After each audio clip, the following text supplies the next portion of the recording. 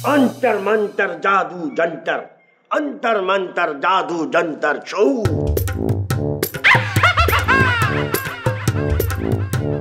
अरे हवाली वरी तू छो आई?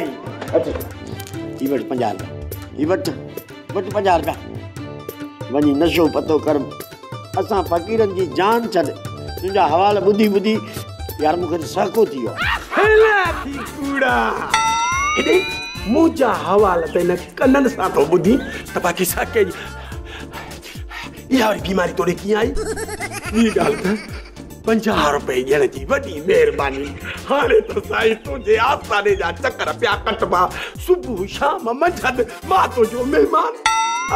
लॻे थो त फ़क़ीर साईं तोखे ख़बर न आहे, मां हिकु दफ़ो नशो न आहियां कदो, 2 दफ़ा बि न आहियां कदो, पूरा 3 दफ़ा नशो कदो आहियां। मुकड़े 50 रुपया हल ॿार, फकीरन मां फकीरी न कर न त मंतर हणी गॾ बणाए छॾींदोसांइ।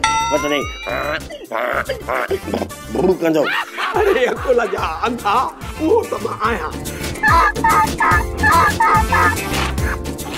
बस तो कि जातू मंत्र रहने की जरूरत ही ना है।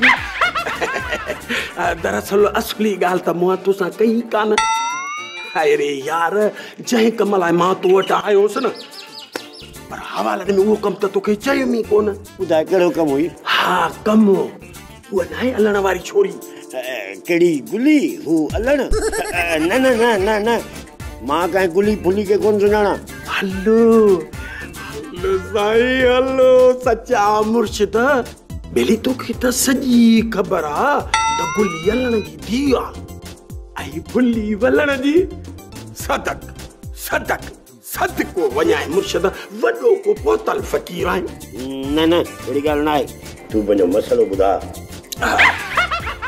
वो नाहे पावली जेल जग बचड़ी, पेर पदम जेड़ा, बुत पकमल जेड़ो। बस बस साख मरी न पई। केड़ी तारीफ तो करी पावली के खपाई ने था। हले नानी मरई खपाई को मास कोन चरिया 1959 में त मां हुन सां प्यार कयो, मुंह जीअण ऐं मरण जो इकरार कयो, ऐं हुन मूंखे ख़्वाबनि में ख्वार कयो, बदनाम कयो, कहल जहिड़ो छॾियो। मां छा कयां, मां प्यार कयां। न न फ़कीर साईं मां तो सां शादी भी कई, वो तो छॾे भरी वई जा।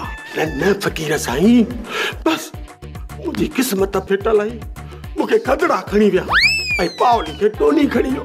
न को मुंहिंजो कम थियो न को टोनीअ जो, खदड़नि जो। मूंखे अहिड़ो तावीज़ लिखी ॾे जो पावली मुंहिंजे पोयों बकरी वारा ॿेक टकंदी अचे,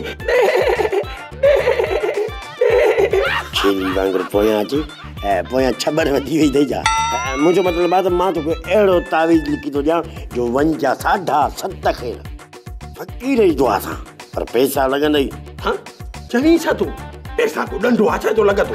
मतिलबु त ख़र्च करणो पवंदी। हाँ हाँ ख़र्चो कंदुसि, मोहबत लाइ ख़र्चो न कंदुसि त बाक़ी छा पंहिंजे पीउ जे लाइ कंदुसि। त पोइ सम्झ पैसा मुंहिंजे खीसे में, पावली तुंहिंजे खीसे में, तॾहिं पैसा